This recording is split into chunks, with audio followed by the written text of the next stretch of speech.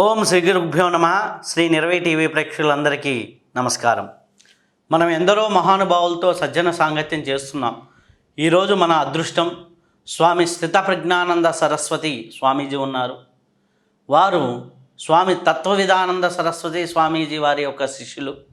వారు దయానంద వారి ఆశ్రమంలో ఆర్షధర్మంలో చదువుకొని, అలాగే ఉత్తర కాశీలోను ముంబాయిలోను ఆర్ష విద్యని అభ్యసించి వేదం పైన, అలాగే ఉపనిషత్తుల పైన, భగవద్గీత పైన ఎంతో జ్ఞానాన్ని సంపాదించి వారు సన్యాస దీక్షను కూడా స్వీకరించి మన భాగ్యనగరానికి వచ్చి గీతా విజన్ పేరుతో ఏ వయసులో ఉన్నవారైనా ఎవరైనా సరే గీతని నేర్చుకోవచ్చు. వారి వెనక ఉన్నటువంటి ఉపనిషత్తుల సారాన్ని వారు తీసుకొని ఎంతోమందికి ఈ యొక్క జ్ఞానాన్ని అందిస్తున్నారు.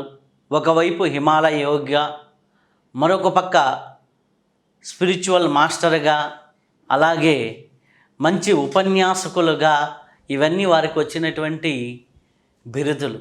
Andhra university spiritual master, spiritual scientist అనేసి వారికి టైటిల్ ఇవ్వటం కూడా జరిగింది. కాబట్టి ఇలా ఎంతోమందికి ఎన్నో రకాలుగా ఆధ్యాత్మిక జ్ఞాన సేవ చేస్తున్నటువంటి వారితో సజ్జన సాంగత్యం చేయటం మన అదృష్టం. నమస్కారం స్వామీజీ. హరి ఓం. స్వామీజీ, కొన్ని అంతర్లీనంగా ఉంటూ ఎంతోమందికి పిండి వేస్తున్నటువంటి కొద్దిగా డీప్గా ఉండేటటువంటి కొన్ని ప్రశ్నల్ని ఈరోజు తెలుసుకునే అందుకు నాకు అవకాశం కలిగింది. భగవద్గీత చదవంగానే 2వ అధ్యాయంలో ఆత్మ శాశ్వతం నాయన, శరీరం శాశ్వతం కాదు అనేదే ఎత్తుకోగానే మనకి ఉంటుంది. ఆత్మ శాశ్వతము అనే స్పృహ నాకు కలగటంలా. నా శరీరం ఎదిగేది, నా శరీరం పెరిగేది, నాకు ఒక వయసు వచ్చేది, నాకున్నటువంటి బంధాలు బాంధవ్యాలు ఈ శరీరం అనుభవించేది, శరీరం గిచ్చితే నొప్పి వచ్చేది, శరీరం శ్వాస పీల్తే ఒక స్మెల్ తీసుకునేది, శరీరం ఆహారాన్ని స్వీకరించి ఒక రుచిని పొందేది, జ్ఞానేంద్రియ జ్ఞానము, కర్మేంద్రియ జ్ఞానము, స్పర్శ జ్ఞానము, అహంకారము, మానసిక వికారము, మానసిక సంతోషము, ఇవన్నిటినీ శరీరం ద్వారా నేను అనుభవిస్తున్నా. నాకు ఆత్మానుభూతి కలగటంలా. ఈ ఆత్మానుభూతి కలగకుండా నువ్వు ఆత్మ శాశ్వతము అని మనం బోధిస్తున్నాం. ఎట్లా ఈ ఆత్మానుభూతిని కలగాలి? ఆత్మ శాశ్వతమని ఎలా తెలుసుకోవాలి? ఈ శరీరం అశాశ్వతమని ఎలా తెలియాలి? నా శరీరం అనుభవం నిత్యం ప్రతి క్షణం జరుగుతుంది. ఆత్మానుభవం నిత్యం లేదే. అది ఎలా తెలుసుకోవాలి? ఆత్మానుభవం శాశ్వతమని ఎలా పసిగట్టాలి? మీరు ప్రశ్నించినటువంటి విధానము చాలా డెప్త్గా ఉంది. ఇది సాధారణంగా సామాన్యులు ఇలా అడగలేరు. కానీ మీ ప్రశ్న ఎంతో అద్భుతమైన ప్రశ్న. ఎందుకంటే భగవద్గీత ఒక్కటే కాదండి, మన సనాతన ధర్మమునకు సంబంధించినటువంటి వేదముల యొక్క సారం ఏదైతే ఉందో అది మీ యొక్క ప్రశ్న. ఇదే ప్రశ్న ఉపనిషత్తులలో ముండక ఉపనిషత్తులో ఒక ఋషి అడుగుతారు అంగీరస అనే గురువు గారికి. గురువుగారు, నేను ఏది తెలుసుకుంటే సృష్టిలో ఇంకా ఏమీ తెలుసుకోవడానికి మిగిలి ఉండకూడదు, అది నాకు తెలుసుకోవాలన్నమాట. అంటే దానినే మీరు అడిగినట్టు విధానం అన్నమాట. ఆత్మ శాశ్వతము నిత్యము అంటున్నారు. అది నాకు తెలియట్లేదు, కానీ నా అనుభూతికి వచ్చింది ఈ శరీరములు, సుఖదుఖములు, మంచి చెడులు ఇవే తెలుస్తున్నాయి అని అన్నారు. మీరు ఒక విషయం ఇక్కడ గమనించాలి. వాస్తవానికి ఈ సృష్టి ఉన్నది కదండి, ఈ జగత్ కనిపిస్తుంది మన ముందు. అయితే ఈ జగత్తు అనేది ఒక కార్యం, ఒక ప్రోడక్ట్ అనుకుంటే దీనికి తయారు చేసినటువంటి ఒక సృష్టికర్త ఉండాలా వద్దా? ఉండాలి. ఎలా? ఒక కుండ తయారు చేయాలంటే ఒక కుమ్మరి ఉండాలా వద్దా? ఒక ఆభరణం తయారు చేయాలంటే ఒక గోల్డ్ స్మిత్ ఉండాలా వద్దా? ఒక ఫర్నిచర్ చేయాలంటే ఒక కార్పెంటర్ ఉండాలా? మరి సృష్టి, ఈ ప్రపంచం జగత్తుకి, జగత్ అంటే మనం కూడా జగత్తులో భాగమేగా, అంటే యావత్తు సృష్టికి సృష్టికర్త ఉండాలా వద్దా? అందుకే ఆయన్నే మనము ఈశ్వర అన్నాం. మొట్టమొదటి స్టెప్ ఇది, గుర్తుపెట్టుకోండి. ఈ మొదటి స్టెప్లో ఈశ్వరు ఉండాలి అంటే, కుండ చేయడానికి ఎంత తెలివితేటలు కావాలో ఈ సృష్టి చేయాలంటే ఎంత తెలివి ఉండాలండి? సర్వజ్ఞ అయి ఉండాలి, సర్వశక్తి కలిగి ఉండాలి. అందువలన ఆయన కూడా మనలాగా ఒక సాధారణ వ్యక్తిగా ఉంటే కుదరదు. అందుకే మన వాళ్ళు ఏం చేశారు? 4 భుజాలు, 4 శిరస్సులు, 5 శిరస్సులు, 6 శిరస్సులు, 8 భుజములు, సహస్ర శీర్ష పురుష. పురుష సూక్తంలో చెప్పినట్టు ఇలా చెప్పారు. అడ్రస్ ఎక్కడ ఇస్తాం? ఢిల్లీలో ఇస్తారా? ఢిల్లీలో ఇస్తే ఎలా అవుతుంది? మనలాగా మనిషి అయిపోతారు. అందువలన narayana@వైకుంఠ.com ఈమెయిల్ ఇస్తున్నాం ఆ ఈశ్వరికి. లేకపోతే shiva@kailas.com ఈమెయిల్ ఇచ్చామా అడ్రస్. సో అందువలన మనం ఏమనుకుంటాం? మొదటి స్టెప్లో ఈశ్వర కైలాసంలో ఉన్నారు, జగత్తు సృష్టించారు. ఈశ్వర వైకుంఠంలో ఉన్నారు, జగత్ సృష్టించారు. లేకుంటే పరలోకంలో ఉన్నారు, ఏదో ఒకటి చెప్తాం. కానీ మనకు ఒక డౌట్ వస్తుంది, ఈశ్వరు అక్కడ ఉన్నాడు, ఈ జగత్ ఎక్కడున్నది? మరి కుమ్మరి కుండ చేయాలంటే మట్టి కావాలా? మరి ఈశ్వరుడు జగత్తు చేయాలంటే మెటీరియల్ ఏమిటి? మీకు ఆలోచించారా? చాలా వరకు 100-90% ఇది ఆలోచించరు. ఈశ్వరు వైకుంఠంలో కైలాసంలో డ్యాన్స్ చేసి భజనలు చేసి పూజిస్తాం. కానీ ఈ జగత్తు సృష్టి చేయడానికి మెటీరియల్ ఎక్కడి నుండి వచ్చింది వారు ఆలోచించరు. కొద్దిమంది బుద్ధి పెడతారనమాట. ఎలా, ఎక్కడి నుంచి మెటీరియల్ వచ్చింది ఆయనకి? కుమ్మరి కొండ చేయడానికి మట్టి ఉంది, మరి ఈశ్వరుడు జగత్ చేయడానికి ఏం మెటీరియల్? అప్పుడు ఏమంటున్నారంటే, ఇక్కడ కొండ వేరు, మట్టి వేరు, కుమ్మరి వేరు, ఇద్దరున్నారు. కానీ ఈశ్వరుడి కంటే సృష్టి ఏమీ లేదు, ఒక్క ఈశ్వరుడు మాత్రమే ఉన్నారు. ఆరంభంలో సృష్టి కన్నా ముందు మెటీరియల్ లేదు. అందుకే అజాయమానో బహుదా విజాయతే వేదం చెప్పింది. పురుషోత్తంలో చూడండి, అజాయమానో బహుధా విజాయతే. అవునా? అంటే జన్మ లేదు కానీ బహువిధంగా ప్రకటమవుతున్నది. అంటే ఈశ్వరుడు తన నుండే సృష్టి చేశారు. అంటే ఏంటి? ఈశ్వరే సృష్టిగా, ఈశ్వర బికమ్స్ జగత్. అర్థమైందండి? ఇది రెండో స్టెప్. సో ఇక్కడ యావత్తు సృష్టి అంతా ఈశ్వరుని మనము ఆగిపోతాం పూజలు చేసుకొని, అన్ని రూపాలని పూజిస్తాం. భూమిని, నీరుని, అగ్ని, వాయువు, ఆకాశం, సూర్య, చంద్ర, మొత్తం యావత్. అయితే మూడో విషయంలో మనకు ఒక ప్రాబ్లం వస్తుంది. ఈ సృష్టిలో మీరు చెప్తున్నట్టు మంచి, సుఖము, దుఃఖము అనేక అనుభవాలు వస్తున్నాయి కదా, మీకు మారిపోతున్నాయి, వికారాలు చెందుతున్నాయి. యావత్ సృష్టి అంతా వికారాలు చెందుతుంది, చేంజింగ్, మోడిఫికేషన్స్. మరి ఈశ్వరుడు కూడా మోడిఫికేషన్ చెందుతున్నాడా? అప్పుడు మళ్ళీ ఉపనిషత్తు ఏమంటుందంటే ఈశ్వర నిర్వికార అంటుంది. మరి ప్రపంచం అంతా మారిపోతుంది, ఈశ్వరుడు ప్రపంచమయ్యారు అంటున్నారు. ఇది ఎలా? ఇక్కడ ఆగిపోయిన వాళ్ళు కాకుండా కొంతమంది మనలాంటి వాళ్ళు, మీలాంటి వాళ్ళు బుద్ధి పెట్టి ఆలోచిస్తారు. ఈశ్వర నిర్వికారం, జగత్ వికారం, మొదలవు ఏంటి? ఎలా జగత్ అయ్యేది ఈశ్వర? మూడో స్టెప్లో చేయమంటుందంటే ఈశ్వర జగత్ అయ్యారు కానీ జగత్ అవ్వలేదు, జగత్తుగా కనిపిస్తున్నారు. ఈ appears, not really becomes, just appears.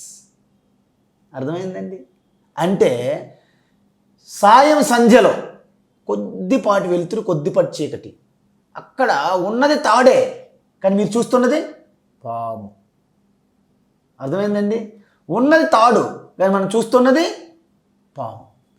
ఇక్కడ ఉన్నది ఈశ్వరే కానీ మనం చూస్తున్నది జగత్.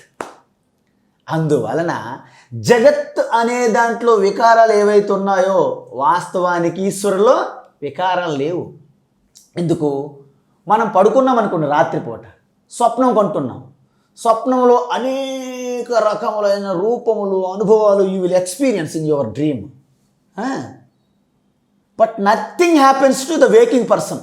వేకింగ్ పర్సన్కి ఏవేవి అంటవు, కానీ స్వప్నాలన్నీ నిజమనిపిస్తుంటాయి.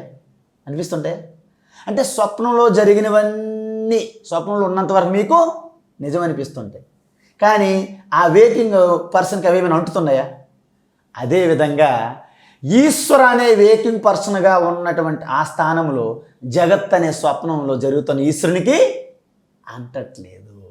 దీనిని వివర్త ఉపాదాన కారణ ఈశ్వర అంటారు శాస్త్రంలో.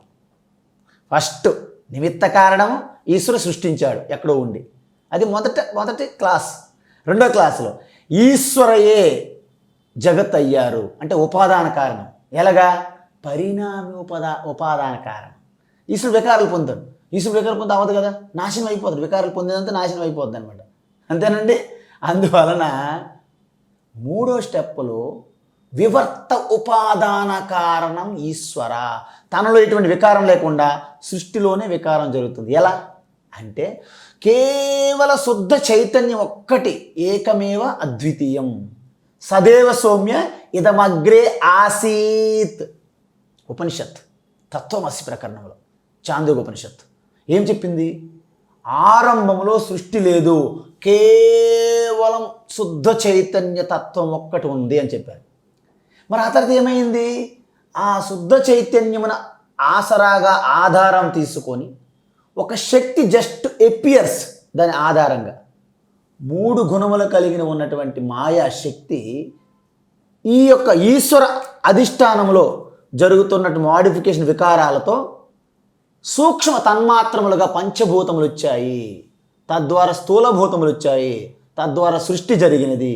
అంటే సృష్టి అంతా మాయలో జరుగుతుందే తప్ప దానికి ఆధారంగా ఉన్న చైతన్యంలో ఏమీ జరగడం లేదు.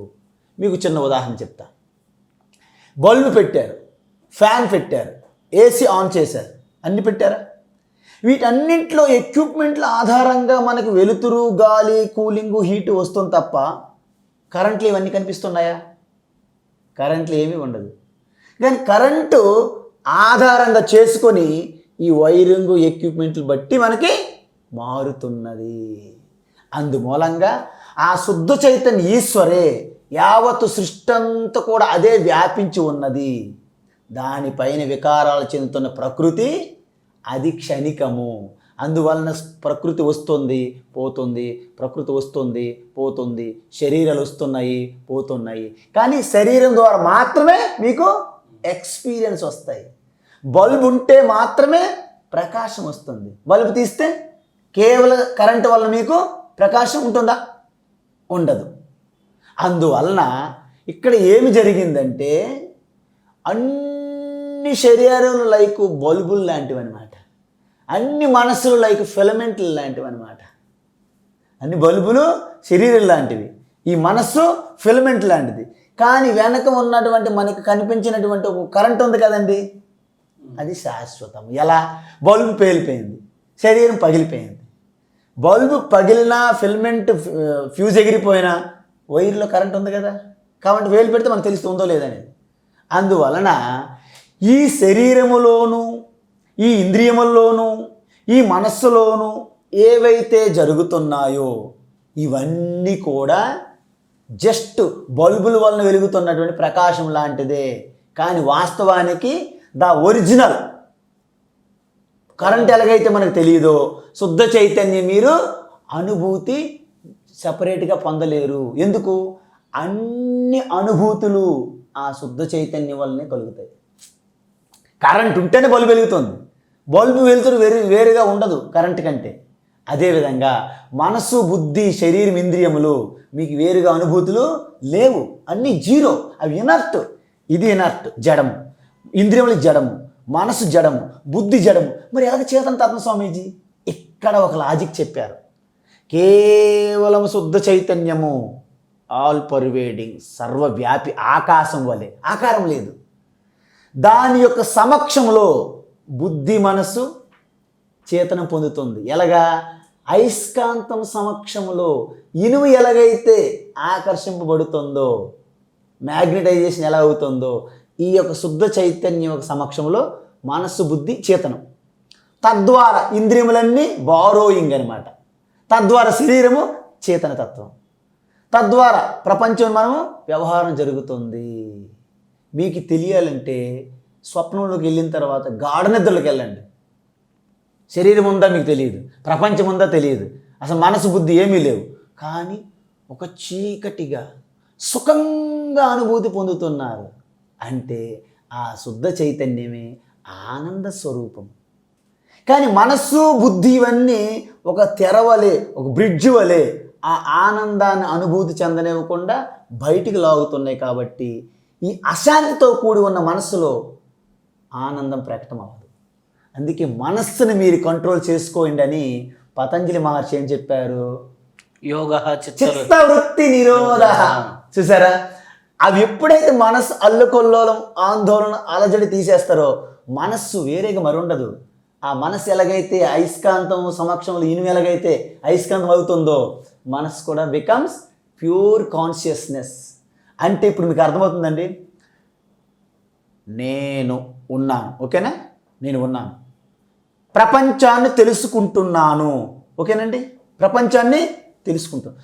తెలుసుకోబడేది వస్తుంది పోతుంది, కానీ తెలుసుకునే తెలివి ఎప్పుడు ఉంటుంది.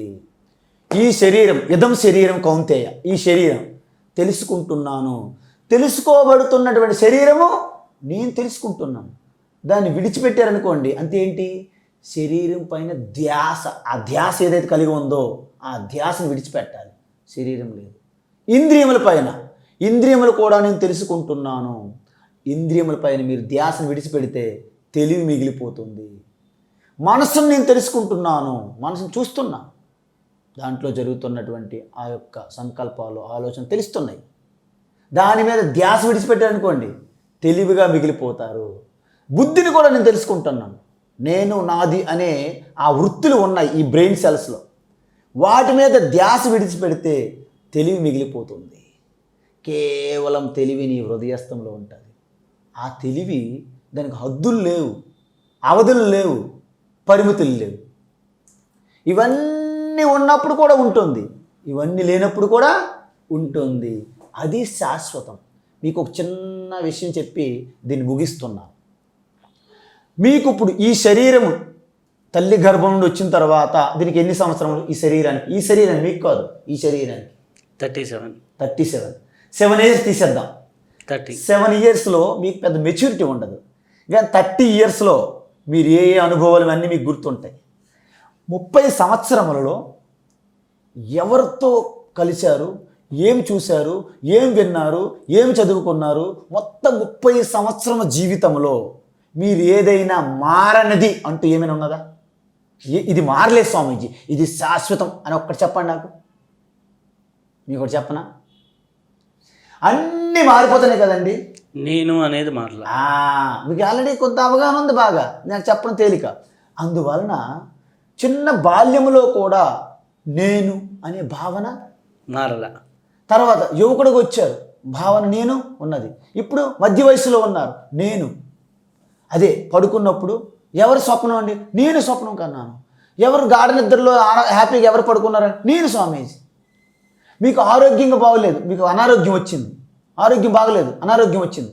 నా ఒంట్లో బాగలేదు, నా మనసు బాగలేదు, నేను ఉన్నాను. నేను నేను నేను మీరు ఐసీయూలో ఉన్నప్పుడు నేను, మీరు వెంటిలేటర్లో ఉన్నప్పుడు కూడా నేను.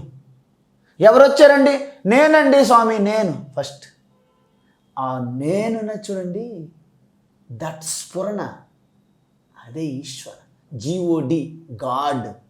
అందువలన మీరు బయట దేవుణ్ణి పెట్టి అది శాశ్వతము సర్వవ్యాపి అంటే అబద్ధం. ఎందుకు? బయట ఎక్కడోనో గుడిలోనో కైలాసం వైకుంఠంలో పర్మనెంట్ దేవుడు ఉండడు. ఎందుకు ఉండడంటే, ఇప్పుడు పలాయన ఎక్కడో టెంపుల్ ఉన్నదనుకోండి, భూకంపం వస్తే టెంపుల్ ఏమవుతుంది? కొట్టిపోద్దు. కానీ నేను అనేది మాత్రం కొట్టిపోవడం వీల్లేదు. అంటే ఈశ్వర శాశ్వతం మీకు కావాలనుకుంటే నేనుగానే ఈశ్వర ఉన్నారు. అది మీ ఒక్కరికే కాదు, సకల ప్రాణుల్లో కూడా నేను అనే భావనతోనే ఈశ్వరు ఉంటుంది. ఆ నేనే ఆత్మ.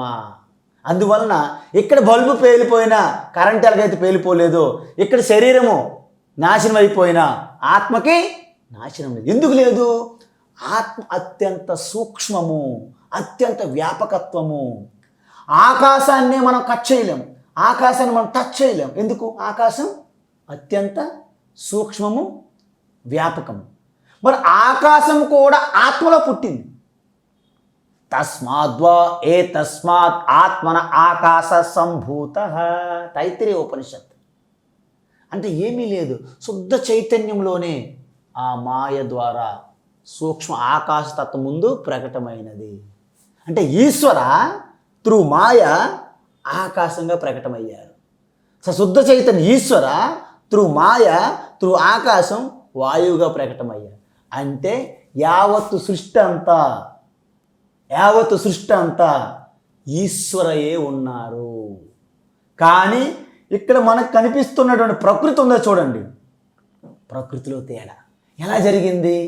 మాయా కల్పిత దేశ కాల కలన వైచిత్ర్య చిత్రీకృతం మాయావేవ విజృంభయత్యపి మహా యోగి వయస్వేచ్ఛయా తస్మై శ్రీ గురుమూర్తయే నమయిదం శ్రీ దక్షిణామూర్తయే.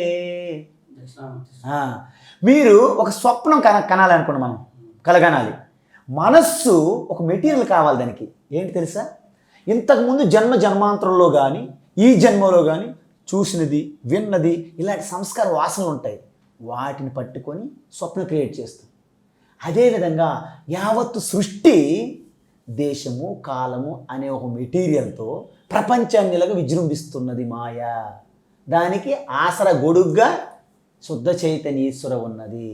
ఎలాగైతే ఒక త్రిశంగ స్వర్గాన్ని విశ్వామిత్ర మహాయోగి ఎలాగైతే సృష్టించారో ఆ మహాయోగీశ్వర పరమాత్మ ద్వారా మాయ ద్వారా ఈ జగత్తు వచ్చిందని చెప్పారు మన ఉపనిషత్తుల్లో. కాబట్టి శుద్ధ చైతన్యం అనేది నైనం చిందంతి శస్త్రాణి నైనం దహతి పావకః నచైనం క్లేదయంత్యాపః నశోషయతి మారుతః నజాయతే మ్రియతే వా కదాచిత్ నాయం భూత్వా భవితా వా న భూయః అజో నిత్య శాశ్వతోయం పురాణః న హన్యతే అన్యమానే శరీరే. అందువలన ఈ వికారాలు ఇవన్నీ పుట్టుగా గిట్టడము, అంటే పుట్టడము చనిపోవడము, ఇవన్నీ వికారాలు మార్పులు చేర్పులు ప్రకృతిలో జరుగుతున్నాయి. సినిమా తెర ఎలాగైతే కాన్స్టెంట్గా ఉంటుందో తెర మీద వస్తున్న బొమ్మలు మారిపోతున్నాయి. ఓ మొత్తం.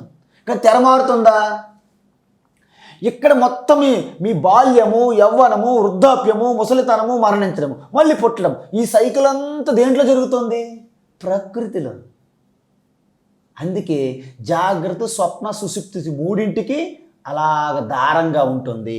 అక్కడ జాగ్రత్త అవస్థ వచ్చింది, వెళ్ళిపోయింది. తర్వాత స్వప్నం వచ్చింది, వెళ్ళిపోయింది. తర్వాత గాఢ నిద్ర వచ్చింది, వెళ్ళిపోయింది. కానీ మిగిలి ఉన్నది తురీయం. ప్రాతస్మరామి స్తోత్రంలో శంకరాచార్య అదే చెప్పారు. ఏం చెప్పారు? ప్రాతస్మరామి హృది సంస్ఫురదాత్మతత్వం సచ్చిసుఖం పరమహంస గతిం తురీయం యత్ స్వప్న జాగర సుసుప్తిమవైతి నిత్యం. నిత్యం శాశ్వతం తద్బ్రహ్మ ఆత్మ. అందువలన ఈ వ్యాపించి ఉన్న ఆకాశం ఎలాగైతే ఒక కుండలో మనము ఘటాకాశంగా చూస్తున్నామో, వ్యాపించి ఉన్నటువంటి శుద్ధ చైతన్య పరమాత్మయే మన లోపల మన శరీరంతో పోల్చుకుంటూ జీవాత్మ అంటున్నాం తప్ప ఆత్మ అనేది కేవలం శరీరానికి పరిమితమే లేదు. వ్యాపించి ఉన్నందువల్ల దాని పేరు ఆత్మ అని వచ్చింది. అందువల్ల ఆ ఆత్మ గురించి మాట్లాడారు కృష్ణ పరమాత్మ. నువ్వు అనుకున్నట్టు ఈ వ్యక్తిగత ఈ యొక్క 55-60 కేజీల శరీరం గురించి మాట్లాడలేదు ఆయన. అందువలన తల్లి గర్భం నుండి పిండం చిన్నది వచ్చినప్పుడు మనం ఎంత ఫుడ్ తింటే అంత పెరుగుతాం శరీరం. అందుకే దీనికి అన్నమయ కోశం అన్నారు. తర్వాత ప్రాణమయ కోశం, మనోమయ కోశం, విజ్ఞానమయ కోశం, ఆనందమయ. ఈ 5 కోశములు మీరు అధిగమిస్తే శుద్ధ చైతన్య పరమాత్మ నిష్టలో మిగిలిపోతారు.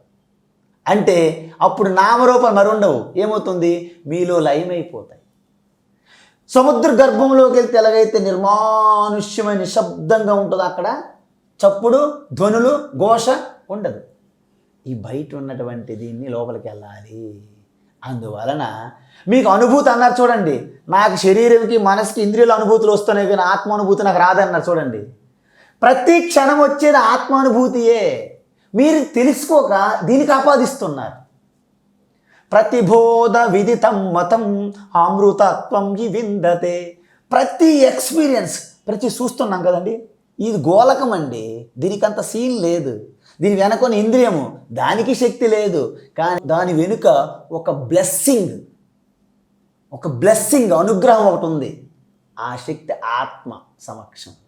అందుకే యద్వాచ అనభ్యుదితం ఏన వాగభ్యుద్యతే తదేవ బ్రహ్మ త్వం విద్ది నేదం యదిదముపాసతే కేనోపనిషత్. అంటే దేన్నైతే అది ప్రకాశింప చేయలేదు, దేని వలనైతే అది వెలుగుతున్నదో. చూసారా, బల్బు కరెంటుని ప్రకాశింప చేయలేదు, కానీ కరెంటు వలన బల్బు వెలుగుతుంది. ఈ వాక్కులు ఆత్మ గురించి చెప్పలేవు, కానీ ఆత్మ వలన మాట్లాడగలుగుతున్నది. మనస్సు ఆత్మని చింతన చేయలేదు, కానీ ఆత్మ సమక్షం వలన మనస్సు పనిచేస్తుంది. అది ఆత్మ, అదే పరమాత్మ, అదే బ్రహ్మ. అంతేగాని నువ్వు చూస్తున్నటువంటి బయట నామరూపాలు శాశ్వతం కాదు అని చెప్పే ఉపనిషత్తు. మీకు అర్థమైందండి? అది ఆత్మ. దాని గురించి చెప్పారు కృష్ణ పరమాత్మ. అందుకే దాన్ని సాంఖ్య విద్య, బ్రహ్మ విద్య అంటారు దాన్ని. అయితే స్వామీజీ, సర్వం ఆత్మస్వరూపం, సర్వం భగవత్ సృష్టిలో భాగమే. ఆయన ఆడించే మాయలోనే, ఆయన సంకల్పంతోనే, శివ సంకల్పంతోనే సృష్టి అంతా జరుగుతుంది. ఇది ఒక కోణం. రెండో కోణం, మనిషి తన కర్మను తాను అనుభవిస్తాడు. రెండో పక్క 3వ అధ్యాయం భగవద్గీతలో చూసుకున్నప్పుడు కర్మఫల త్యాగం గురించి చెప్తారు. కర్మణ్యేవాధికారస్తే మహాఫలేషు కదాచన అంటాడు. కర్మ చేయి, కర్మ ఫలితాన్ని నాకు వదిలే అంటాడు. కర్మ సృష్టి అనేది జరిగింది భగవంతుడి వల్లే. భగవంతుని మాయ వల్లే ఈ సంకల్పాలు సృష్టిస్తున్నాయి. ఈ సంకల్పాల వల్లే మనిషి బతుకుతున్నాడు. కానీ ఈ కర్మ అనేది మనిషికి ఎందుకు ఆపాదించబడింది? మనిషి ఎందుకు ఈ కర్మలో కొట్టుమిట్టాడుతున్నాడు? కర్మ వలయమని, కర్మ చక్రమని తిరుగుతూ ఉన్నాడు. కానీ చివరికి మళ్ళీ కర్మ చెయ్యి, ఆ కర్మని త్యాగం చేయమని చెబుతున్నారు. కానీ ఇప్పుడున్న యూత్కి మనం ఏం చెబుతున్నాం? సంకల్పాలు పెట్టుకో, విజన్ పెట్టుకో, లక్ష్యాలు పెట్టుకో, కర్మ మీద నీకు ఒక విజన్ ఉండాలి అని మళ్ళీ కర్మ గురించే బోధిస్తున్నాం. మళ్ళీ కర్మఫల త్యాగం అంటున్నాం. ఇదంతా జరుగుతున్నది మాయ వల్ల. ఈ మాయ అంతా కూడా శివ సంకల్పం వల్ల. శివ సంకల్పం వల్ల వచ్చినప్పుడు ఈ కర్మ, ఈ మాయ, ఈ మనస్సు ఆడే ఆటల్లో ఈ కర్మలో మనిషి ఎందుకు కొట్టుమిట్టాడాలి? ఈ కర్మచక్రంలో మనిషి ఎందుకు చిక్కుకోవాలి? ఈ కర్మచక్రంలో ఒకడు ఉన్నతుడుగా, ఒకడు లోగా, ఒకడు ధనికుడుగా, ఒకడు పేదవాడిగా, ఒకడు ఉద్యోగం వస్తూ, ఒకడు ఉద్యోగం లేకుండా, ఒకడు పండితుడిగా, ఒకడు పామరుడుగా, ఇన్ని రకాల గోళలు ఏంటి స్వామి? అసలుకి ఈ కర్మ అనే దానికి అసలు ఏంటి ఆ శాంటిటీ? కర్మ చేయిస్తే కర్మ ఫలితం ఉంటుందంటారు, కర్మ ఫలితాన్ని అనుభవించాలంటారు. నువ్వు కర్మ చెయ్యి, కర్మ ఫలితాన్ని నాకు చెప్పు అంటాడు మళ్ళీ అదే భగవంతుడు. ఏం చెయ్యాలి అసలు? కర్మ చెయ్యాలా? నేను సంకల్పించాలా? సంకల్పించకుండా ఉండాలా? జీవితంలో ఏ ఆలోచన చెయ్యాలా? చేయకుండా ఉండాలా? అసలుకి ఏం చెయ్యాలి? అసలుకి ఇవన్నీ కూడా ఆయనే అన్నప్పుడు, ఆయన మాయ ఆత్మస్వరూపం అన్నప్పుడు ఏమి చెయ్యాలి? ఇప్పుడు ఇదంతా ఆయన ఆయన ఆయన అంటున్నాం కదా. అంటే ఆయన ఏదో ఒక పెద్ద ఆయన ఎక్కడో మేఘాల్లో కూర్చున్నట్టు కాదు మీరు అనుకునేది. ఆయన ఎక్కడో లేరు. మత్త పరతరం నాణ్యతు కించిదస్తి ధనంజయ మయి సర్వమిదం ప్రోతం సూత్రే మణిగణాహివ. యావత్తు అన్ని పూసల వెనుక ఉన్నటువంటి దారం వలె యావత్తు సృష్టి అంతా ఆయనకి గుచ్చబడినట్టు ఉన్నది కదండి. ఆయన వేరు, పూసలు వేరు, దారం వేరు లేదు ఇక్కడ.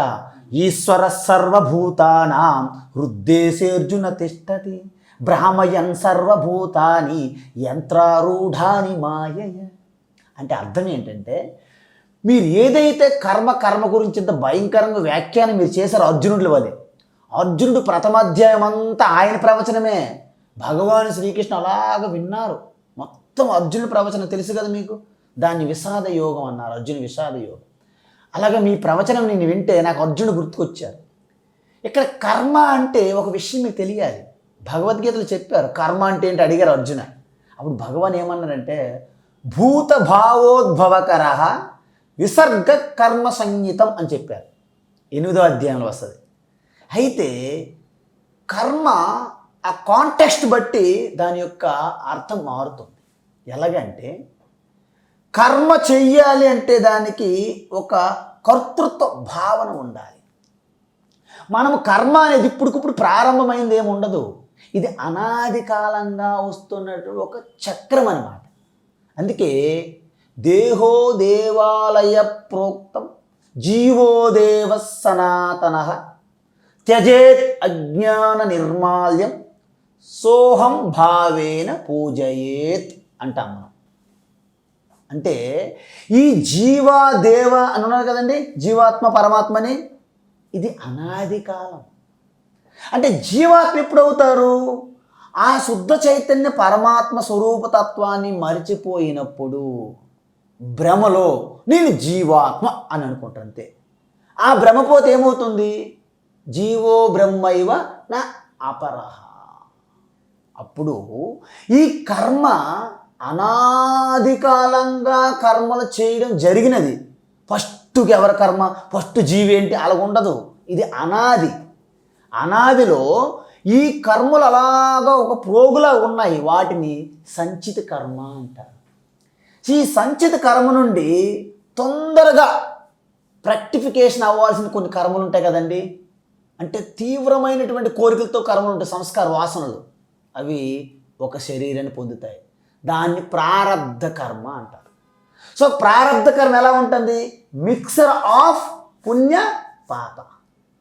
సో పుణ్యపాప పూర్తిగా అది నాశనం అవ్వాలి శరీరం అంటే ఈ పుణ్యపాపాలు అనుభవించి తీరాల్సిందే. ఓకేనండి. అజ్ఞానం వలన నువ్వు మళ్ళీ ఈ జీవాత్మగా శరీరాన్ని పొందావు. అయితే అప్పుడు ఏం జరుగుతుంది? మళ్ళీ నువ్వు ఈ అజ్ఞానంతో మరిన్ని నేను కర్తను అనే భ్రమలో మరిన్ని కర్మలు చేసుకుంటూ పోతున్నావు.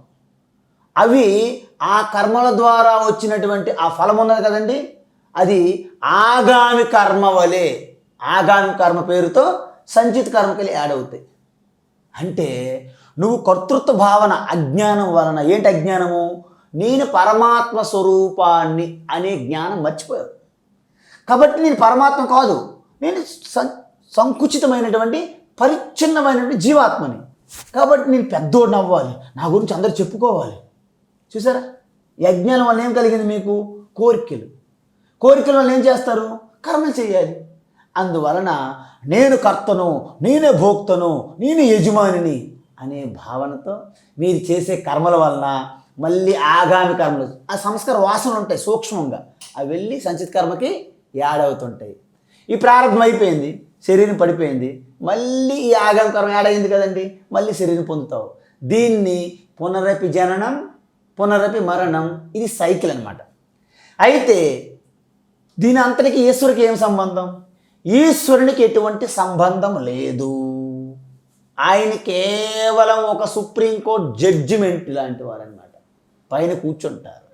జీవులు తను చేసుకున్నటువంటి కర్మానుసారంగా వారికి అనుగుణంగా ఉన్నటువంటి ఆ కర్మ ఫలం ఇవ్వడానికి ఈశ్వర కర్మఫల దాత, కర్మాధ్యక్ష సర్వభూతాది వాస. అందుకే రమణ మహర్షి ఏం చెప్పారు? ఉపదేశారం అనే ఒక గ్రంథంలో, కర్తురాజ్ఞయా ప్రాప్యతే ఫలం కర్మ కిం పరం కర్మ తజ్జడం. అంటే కర్తు అంటే ఈశ్వర, ఆ కర్మఫల దాత, కర్మకి అధిష్టానంగా ఉన్నారు కాబట్టి కర్మ వల్ల నీకు ఫలం వస్తుంది. లేకపోతే కర్మ జడమండి, దాని నుంచి ఫలితం ఎలా వస్తుందండి? రాదు.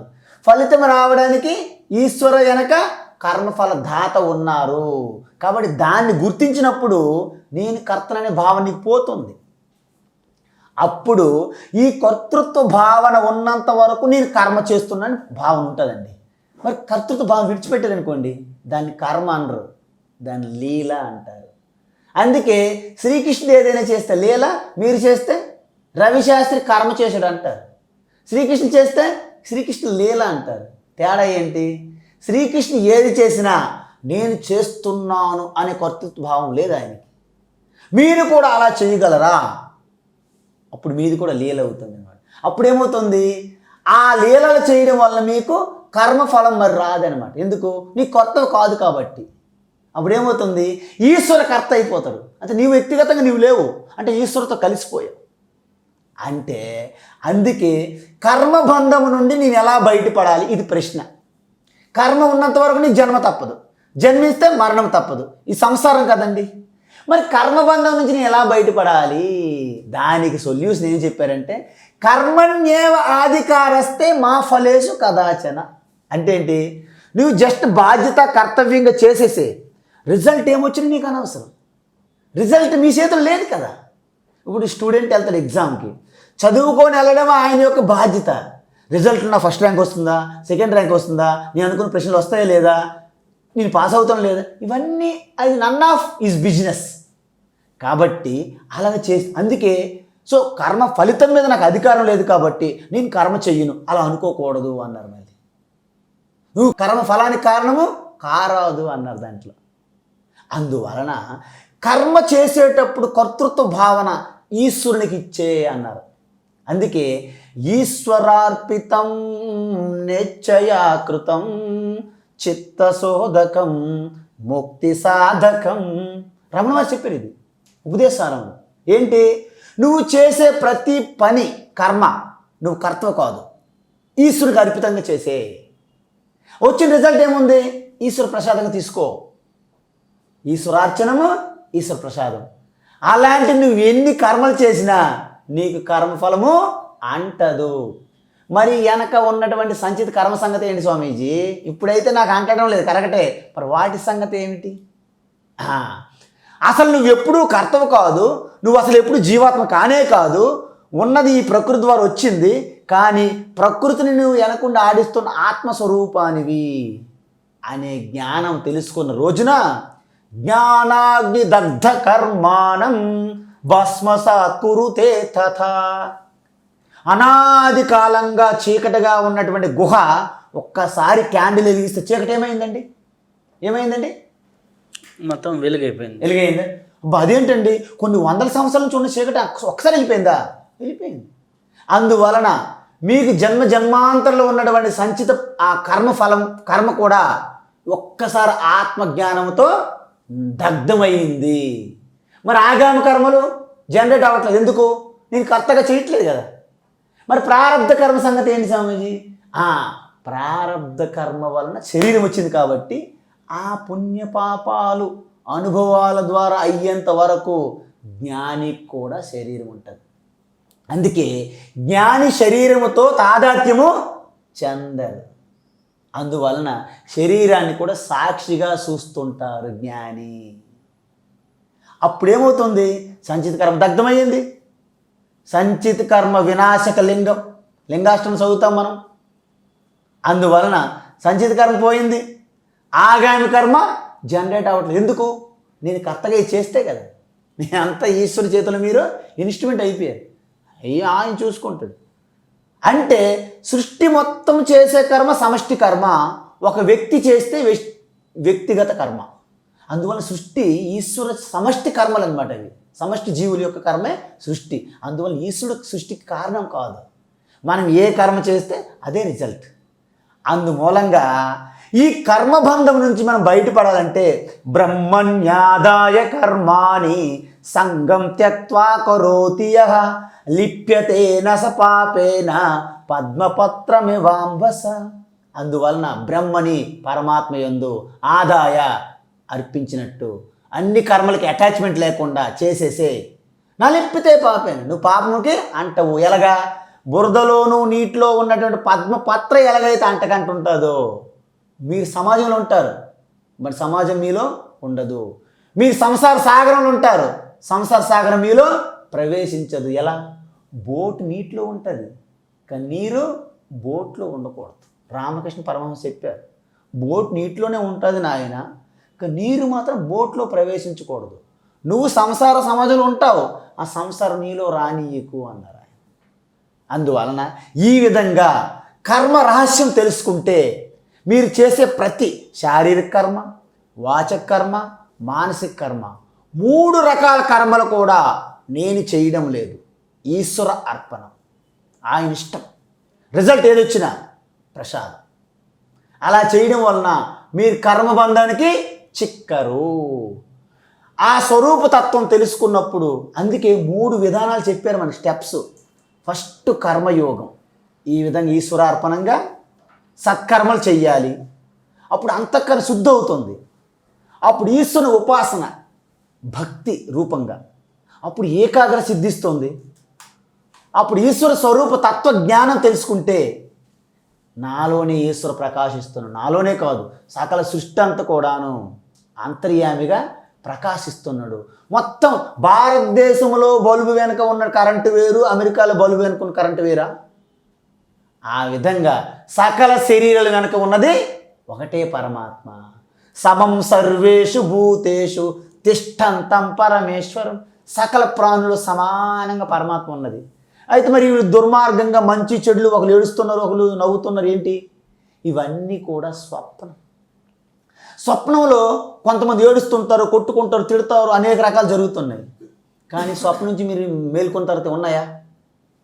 అంటే స్వప్నం నుండి మేల్కొన్న వ్యక్తికి ఎలాగైతే అంతవో ఇది దీర్ఘ స్వప్నం. దీని నుండి మీరు జస్ట్ సాక్షిగా పైకి వస్తే ఇక్కడ ఉన్న వ్యవహారాలు దానికి అంటవు. అందుకే దాన్ని ప్రాతిభాసిక సత్తా అన్నారు స్వప్నాన్ని, దీని వ్యావహారిక సత్తా అన్నారు. ఈ వ్యావహారం మనం మాట్లాడుతుంది. దీనికంటే ఇంకొకటి ఉన్నది, దాని పారమార్థిక సత్తా, హైయెస్ట్ సత్యం అది. దాని నుండి ఆ దృష్టిలో నువ్వు చూస్తే నీకు ప్రతీది కూడా చిన్నదైపోతుంది. అందుకే ఈ ఆకాశం స్పేస్లో ఒక్క ఒంటరిగా ఒక వ్యక్తి ఎక్కడ సుదూరం ఉంటేనే భయపడతారు. మరి స్పేస్లో సునీత విలియమ్స్ 288 రోజులు స్పేస్లో ఉండిపోయారు. ఆవిడ ఎలా ఉండగలిగారండి? ఇప్పుడు చనిపోవాలి యాక్చువల్లీ, అంత భయంకరమైనటువంటి అసలు భూగోళంకి తెలిసిపోయింది ఇంకా ఆవిడ వస్తారో రాదని డౌట్. అలాంటి పరిస్థితుల్లో 288 రోజులు ఎలా ఉన్నారంటే ఆవిడ ఒక మాట చెప్పారు. ఫస్ట్ మాట, నాతో పాటు భగవద్గీతను తీసుకెళ్ళాను. వినాయకుడిని, భగవద్గీత, వినాయక విగ్రహమూర్తిని, భగవద్గీత, కొన్ని ఉపనిషత్తులు నాతో పాటు తీసుకెళ్ళాక అప్పుడు ఆవిడికి ఏమి జ్ఞానోదయం అయ్యిందంటే మొత్తం యావత్తు స్పేస్ అంతా కూడా నాలో ఒక చిన్న డ్రాప్లెట్. ఎందుకు?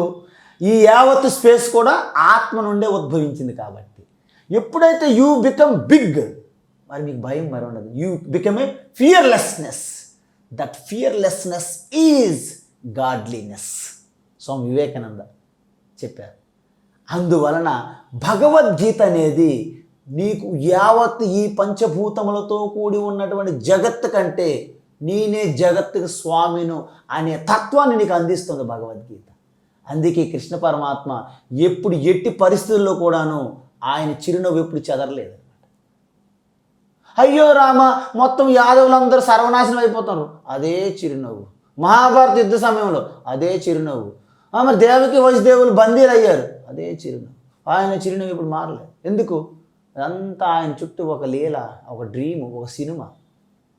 జగత కల్పన, జీవ కల్పన, ఆల్ దిశ కల్పన, దీర్ఘ స్వప్న, ఆల్ ది జాలం, all the juggler deeds, all this maya thought, all this maya street. Nothing exist, nothing belongs to you. You are neither mind nor body, immortal self you are. అది Swami Sivananda is the greatest yogi in Rishikesh. Swami Sivananda ఆశ్రమం, Divine Life Society. Divine Life Ram Jhula పక్కన ఉంటుంది. రామ్జోలా వారు నిర్మించింది 1987లో నిర్మించారు. అంటే 100 సంవత్సరాలు centenary celebrations Sivananda. 1887 is birthday actually. అలా అయితే స్వామి, ఇప్పుడు ధర్మము అంటారు, ధర్మాచరణ, కర్మాచరణ. మళ్ళీ ఇక్కడ స్వధర్మము, పరధర్మము. స్వధర్మాన్ని ఆచరించాలి అంటారు. ఇప్పుడు స్వధర్మాన్ని ఆచరించాలి అంటే వృత్తి ధర్మమా, లేకపోతే అలాగే స్వధర్మము అంటే ఏమిటి, దాన్ని ఏది ఆచరించాలి, ఏది పరధర్మము, ఈ రెండిట్లో కాదు. దీన్ని తీసుకెళ్ళి చాలామంది వృత్తికి, అంటే నువ్వు బ్రాహ్మడిగా పుట్టావు పూజారి నీ స్వధర్మము, లేకపోతే నువ్వు దీనిగా పుట్టావు నువ్వు ఇది ఈ ధర్మము నీది, వాడు ఇలా పుట్టాడు అది నీ స్వధర్మం. అదేనా వృత్తి ధర్మమే స్వధర్మమా, లేకపోతే నిజమైన స్వధర్మం వేరా? అలాగే స్వధర్మాన్ని ఆచరించడము, ఈ ధర్మాచరణ కర్మాచరణ ఈ రెండిట్లో చేస్తూ, ధర్మాచరణ చేస్తూ కర్మాచరణ చేస్తూ ధర్మాచరణలో ఉంటూ మన జీవితాన్ని ఎలా సార్థకం చేసుకోవాలి, అలాగే ఎలా మన జీవితాన్ని ధర్మమేది, కర్మమేది, స్వధర్మమేది, పరధర్మమేది, వీటిని అంతర్లీనంగా చేసుకుంటూ నడిచేటటువంటి తత్వం ఏది, అలాగే ఏది ఎలా అనేది ఒకసారి. అద్భుతమైనటువంటి ప్రశ్న ఇది. ఎందుకంటే ఇది తెలుసుకోలేక తల మునకలవుతున్నారు ప్రజలు, కన్ఫ్యూజ్ అయిపోతున్నారు. ఎంత స్కాలర్లు, పండితులు, మేధావులు, కవులు అని పేరు చెప్పుకొని ఈ విషయం గ్రహించడం చాలా కష్టం. గహన కర్మనో గతి అని భగవద్గీతలు చెప్పారు. ఈ కర్మ అంత తేలిక కాదు, చాలా సూక్ష్మం, రహస్యం అని చెప్పారు, గోప్యమని. స్వధర్మము అంటే, ధర్మము అంటే ధర్మో ధారయతి ప్రజాః, ధారణాత్ ధర్మ ఇత్యాహు, ధర్మో ధారయతి ప్రజాః అని చెప్పారు. ఏదైతే ధరించి పోషించి పట్టి వస్తుందో దానిని ధర్మము అంటారు. అంటే ఇప్పుడు చూడు, అగ్ని మండడం దాని యొక్క స్వధర్మం, దాని యొక్క ధర్మం. వాయువు చలించడం ధర్మం, నీరు చల్లదనం ధర్మం, భూమి ఆకర్షణ, ఇది ధర్మం. అయితే ఇక్కడ స్వధర్మం అని అడిగారు మీరు. స్వధర్మం అంటే ఏంటంటే ఈ ప్రకృతి యావత్తు సృష్టి అంతా ప్రకృతి అనమాట, మాయ, 3 గుణముల కలయిక. ఇది కూడా 3 గుణములే, బయట యావత్ సృష్టి 3 గుణములే. సో ఈ 3 గుణములలో ఆ మిశ్రమమే ప్రతి ప్రాణి. సో దీంట్లో సత్వగుణము, రజోగుణము, తమోగుణము, ఈ మిక్సర్ అనమాట. సో ఈ మిక్సర్ వలన మీకు ఆ మిక్సర్తో ప్రభావానికి లోనవుతున్నటువంటి ఎటువంటి స్వభావం ఉన్నది, ఆ స్వభావం ఆధారంగా యావత్తు సృష్టికి కొన్ని నియమాలు ఉంటాయి. యూనివర్సల్ లాస్ అంటారు, యూనివర్సల్ లాస్. సో మన స్వభావానికి అనుగుణంగా యూనివర్సల్ లాస్ని మనం పాటిస్తూ ఉంటే దానిని స్వధర్మము అంటారు. నా స్వభావం ఏముంటుందంటే, ఇప్పుడు నేను కోటికి వెళ్ళాలి, కోటి మార్కెట్కి, నా స్వభావం చెప్తుంది కోటి మార్కెట్ బాగుంది, కొత్త ఐటమ్స్ వచ్చాయి, వెళ్ళండి అంటుంది, నా స్వభావం చెప్తుంది. నేను వెంటనే కారు తీసుకున్నాను, రోడ్డుపైకి వెళ్ళాను, అక్కడ ట్రాఫిక్ సిగ్నల్ వేశారు, ఓకేనండి. సో కారు నడుపుతున్నప్పుడు నా స్వభావంగా నేను బయలుదేరాను కోటికి, కానీ అక్కడ సిగ్నల్ అని ఆఫ్ చేశారు. ఎందుకు? అది నియమాలు. సో ఆ నియమాలు పాటిస్తూ నా స్వభావానికి ఆ నియమాలకి పాటిస్తే దాన్ని స్వధర్మ అనుష్ఠానం అంటారు.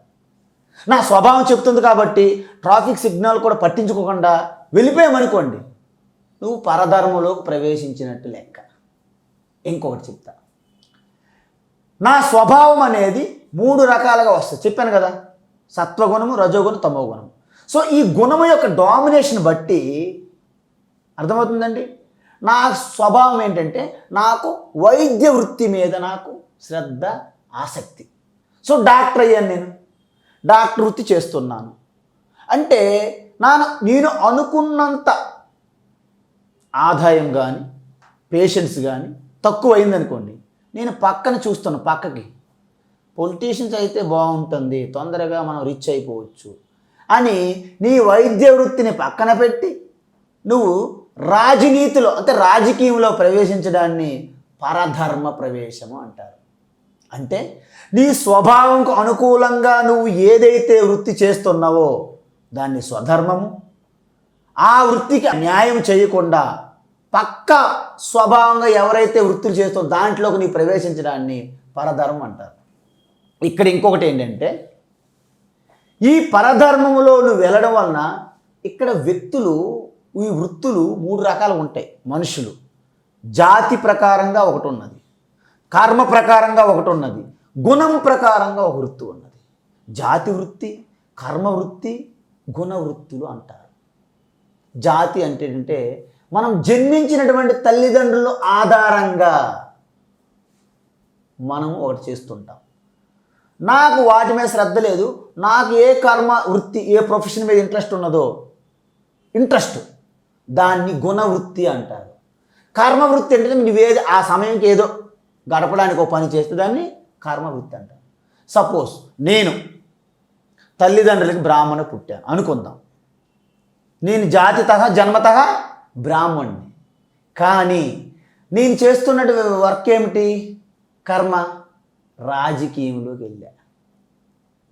కర్మ ప్రకారంగా నేను క్షత్రియ వృత్తిలోకి ప్రవేశించాను. జన్మతః బ్రాహ్మణ్ణి. వృత్తి కర్మ ఏంటంటే అక్కడ రాజకీయం. రాజకీయంలో ఉంటూ నేను ఒక బిజినెస్ నడుపుతున్నా వెనక, వేరే వ్యాపారం.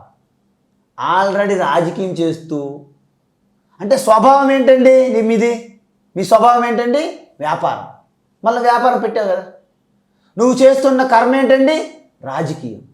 నువ్వు పుట్టిన జన్మ ఏంటండి? బ్రాహ్మణ. చూసారా? బ్రాహ్మణగా పుట్టి రాజకీయ నాయకుడికి చలామణి అవుతూ బ్యాక్గ్రౌండ్లో వ్యాపారం నడుపుతున్నారు. అర్థమైందండి? ఈ 3 రకాలుగా ఉంటాయి. అందువలన ఇంతకీ నువ్వు జన్మతః ఉన్నావా, కర్మతః ఉన్నావా, గుణం ప్రకారంగా ఉన్నావా అని చూసుకుంటే భగవద్గీతలో జన్మతః గురించి చెప్పలేదు, కర్మ గుణం గురించే చెప్పింది. చాతుర్వర్ణ్యం మయా సృష్టం గుణకర్మ విభాగశః. గుణము కర్మ ఆధారంగా చెప్పింది. అందువలన గుణం ఆధారంగా అంటే నీ స్వభావానికి ఏది అనుకూలంగా ఉంటుందో దాన్ని ఎంచుకోమన్నారు. అంటే దీన్ని బట్టి బ్రాహ్మణులకు పుట్టిన వాళ్ళు బ్రాహ్మణులు కాదు. ఇక్కడ బ్రాహ్మణ పుట్టినవారు అనేది ఇక్కడ బ్రాహ్మణత్వం గురించి ఒక వివరణ ఇచ్చారు. బెల్లంకొండ రామరాయ కవి గ్రేటెస్ట్ భగవద్గీత వ్యాఖ్య రాశారు. వారు చాలా పెద్ద గొప్పవారు. వారు ఏం రాశారంటే ఉటంకించారు ఒక శ్లోకం. జన్మనా జాయతే శూద్రః కర్మణా జాయతే ద్విజః వేదపాఠేన విప్రస్యాత్ బ్రహ్మజ్ఞానేన బ్రాహ్మణ స్మృతం అని రాశారు. బెల్లంకొండ రామరాయ కవి పేరు విన్నారా? చాలా గొప్పవారు. భగవద్గీత వ్యాఖ్య అద్భుతం. ఇప్పుడు కూడా ప్రామాణికం. శంకరాచార్య గారి తర్వాత బెల్లంకొండ రామరాయ కవి గారు చాలా గొప్ప. తెలుగు అంటే శంకరాచార్య భాష్యం సంస్కృతంలో ఉంటుంది వారిది. వారు సంస్కృత పండితులు. అయితే ఇక్కడ ఏమొచ్చిందండి? బ్రాహ్మణ పుట్టిన వాళ్ళు బ్రాహ్మణులు అని అనడానికి మీరు అన్నారు చూడండి. జన్మతః బ్రాహ్మణులే, కానీ గుణంగా కర్మంగా బ్రాహ్మణులు అవునా కాదని మనం నిర్ణయించలేం. అర్థమవుతుందండి? అంటే ఒకప్పుడు ఈ 3 గుణముల ఆధారంగా పెరిమిటేషన్స్ కాంబినేషన్స్గా ఉండేవన్నమాట. అంటే మీలో సత్వగుణం అధికంగా ఉందనుకోండి, రజోగుణం తక్కువ ఉందనుకోండి, తమోగుణం తక్కువ ఉందనుకోండి, మీరు బ్రాహ్మణ గుణం మీ స్వభావం. ఓకేనండి? అదేవిధంగా సత్వగుణం తక్కువ ఉండి రజోగుణం ఎక్కువగా ఉండి తక్కువగా తమోగుణం ఉందనుకోండి, వారు క్షత్రియ స్వభావము. అదేవిధంగా రజోగుణం ఎక్కువ, తర్వాత సత్వగుణం, తర్వాత తమోగుణం. అదేవిధంగా తమోగుణం అధికం, తర్వాత రజోగుణం, లీస్ట్కి సత్వగుణం, వాళ్ళు శూద్ర స్వభావం. అంటే ఒకే కుటుంబంలో కూడా 4కి గుణాలు ఉండొచ్చు. ఒకరు బ్రాహ్మణ స్వభావంగా ఉండొచ్చు, ఒకరు క్షత్రియ స్వభావంగా ఉండొచ్చు, ఒకరు వైశ్య స్వభావంగా ఉండొచ్చు, ఒకరు శూద్ర స్వభావం. ఒక తల్లి పుట్టిన 4 బిడ్డలు 4 స్వభావాలుగా ఉండవచ్చును. ఎలా ఉంటారు వాళ్ళు? గుణం ప్రకారంగా 4 వర్ణాలు అవి. జన్మతః ఒకే వర్ణం వారు, బ్రాహ్మణ తల్లిదండ్రులకి బ్రాహ్మణులే, కానీ వాళ్ళు గుణం ప్రకారంగా అందరు బ్రాహ్మణులు కాదు. మళ్ళీ వారు చేస్తున్న వృత్తి ప్రకారంగా కూడా బ్రాహ్మణుడు ఏ వృత్తి చేయాలి? వేదపాఠనం చేయాలి, అధ్యయనం చేయాలి, అధ్యాపనం చేయాలి, తపస్సు చేయాలి, ఇవి చేయాలి. ఇవి చేయకుండా వేరే వృత్తి చేస్తున్నాడు అనుకోండి, జన్మతః బ్రాహ్మణుడు అయినప్పటికీ గుణంతః బ్రాహ్మణుడు కాదు, వృత్తి ప్రకారం కూడా కాదు. అందుమూలంగా మీరు ఒకవేళ శూద్ర తల్లిదండ్రులు పుట్టినప్పటికీ మీ గుణం సత్వగుణ సంపన్నులు అనుకోండి, బ్రాహ్మణ గుణము. మీరు చేసే కర్మ ఒక ఋషిగానో లేకపోతే వేదాంతం టీచింగ్ చేశారనుకోండి, అసలైనటువంటి బ్రాహ్మణుడు. మీరు పుట్టింది శూద్ర తల్లిదండ్రులకి, కానీ మీ గుణము మీ వృత్తి బ్రాహ్మణత్వం. హిమాలయాల్లోకి వెళ్తే సన్యాసం తీసుకున్న ఎంతోమంది వారు ఏ కులము ఇదని ఉండదు కదా స్వామీజీ. అంతెందుకు నాయన, సత్యకామ జాబాల అని గొప్ప బ్రహ్మర్షి, శాందోగ ఉపనిషత్ ఋషి, ఆయన ఒక పరిచారిక పుట్టారనమాట, జాబాలి. ఆయన మిగతా పిల్లలతో పాటు నాకు కూడా బ్రహ్మచర్య దీక్ష కావాలి అని గురువు దగ్గరికి వెళ్ళారు, హారిద్రుమ. నాయన, మీ తల్లిదండ్రుల దగ్గరికి వెళ్ళి మీదేం గోత్రమో తీసుకురా చెప్పు అన్నాడు. పిల్లడు వెళ్ళాడు తల్లి దగ్గరికి. వాళ్ళ అమ్మ పరిచారిక, చిన్న పిల్లప్పుడే తన భర్త చనిపోయాడు. తండ్రికి కూడా తెలియదు ఆ బిడ్డకి. అమ్మ అమ్మ గోత్రం కిమ్ అన్నాడు. నా గోత్రం ఏమిటి? నా గోత్రాలు ఏం తెలియవు నాయన, చిన్నప్పుడే మీ నాన్న చనిపోయారు, నేను అనేక ఇంట్ల దగ్గర పరిచారకం చేస్తూ అలా బ్రతుకుతున్నాను, నాకు గోత్రాలు ఏమీ తెలియవు, నా పేరు జాబాల, నువ్వు సత్యం కోసం అన్వేషిస్తున్నావు, సత్యకామ జాబాలి అని చెప్పు అన్నాడు. జాబాల. ఆయన వెళ్ళి యథాతథంగా తల్లి చెప్పినట్టు చెప్పాడు. ఆయన యొక్క సత్య వాక్కు చూశారు గురువు. నువ్వు ఖచ్చితంగా బ్రాహ్మణుడివి అని బ్రహ్మచర్య దీక్ష ఇచ్చారు. బ్రాహ్మణుడు మాత్రమే అంత స్ట్రైట్ ఫార్వర్డ్గా రుజుత్వంగా మాట్లాడగలడు, ఈ లక్షణం బ్రాహ్మణుకు ఉంటుంది అని చెప్పి సత్యకామ జాబాలకి ఆ బ్రహ్మచర్య దీక్ష ఇచ్చి అద్భుతమైన బ్రహ్మర్షి అన్నమాట. అదే వేదవ్యాస మహర్షి, పరాశరకి మత్స్యకన్య సత్యవతీదేవికి పుట్టినటువంటి వ్యాస మహర్షి. అదేవిధంగా వాల్మీకి, బోయివాడుగా కిరాతకుడు రత్నాకరగా ఉన్నటువంటి వాల్మీకి బ్రహ్మర్షి, ఆదికవి. కాబట్టి ఇక్కడ నువ్వు ఎక్కడ పుట్టావు, ఎప్పుడు పుట్టావు, ఏం చేసావని కాదు, చివరికి ప్రతి ఒక్కరూ బ్రాహ్మణత్వంగా పొందాలమే ప్రతి మనిషి లక్ష్యం. అర్థం అంటే బ్రాహ్మణ అంటే ఏంటంటే, మనము ఈ కులానికి లాగేసాం కిందకి. బ్రాహ్మణ అనేది వర్ణము, కానీ బ్రాహ్మణ అంటే ఏంటి, వర్ణం కూడా ఆగలేదు. బ్రాహ్మణ అంటే శుద్ధమైనటువంటి సత్వగుణం కలిగి అత్యంత ఉత్తమాధికారి బ్రహ్మతత్వానికి, వారిని బ్రాహ్మణ అంటారు. అందువలన ఎటువంటి బ్రాహ్మణుని యాజ్ఞవల్కి అన్నారు? గార్గి అడిగింది, బ్రాహ్మణ కహ, ఎవరు బ్రాహ్మణుడు చెప్పు అన్నారు. ఆయన అన్నారు, ఏ తద్వై అక్షరం, అక్షర పరమాత్మ, నాశనం లేని పరమాత్మ తత్వము ఎవరైతే శరీరం విడిచిపెట్టే ముందు తెలుసుకుంటారో వాళ్ళు నిజమైన బ్రాహ్మణులు. ఎవరైతే శరీరం పడిపోయే ముందు తెలుసుకోలేరు వాళ్ళు కృపణలు, వారు బ్రాహ్మణులు కాదు. బహుశా వాళ్ళ తల్లిదండ్రులు బ్రాహ్మణులు అవ్వచ్చు, కానీ ఆయన బ్రాహ్మణుడు కాదు. ఆయన నామకే వాస్తే బ్రాహ్మణ అన్నారు. అక్కడ బ్రహ్మబంధు అంటారు సంస్కృతంలో, పేరుకి, కానీ నిజమైన బ్రాహ్మణుడు కాదు.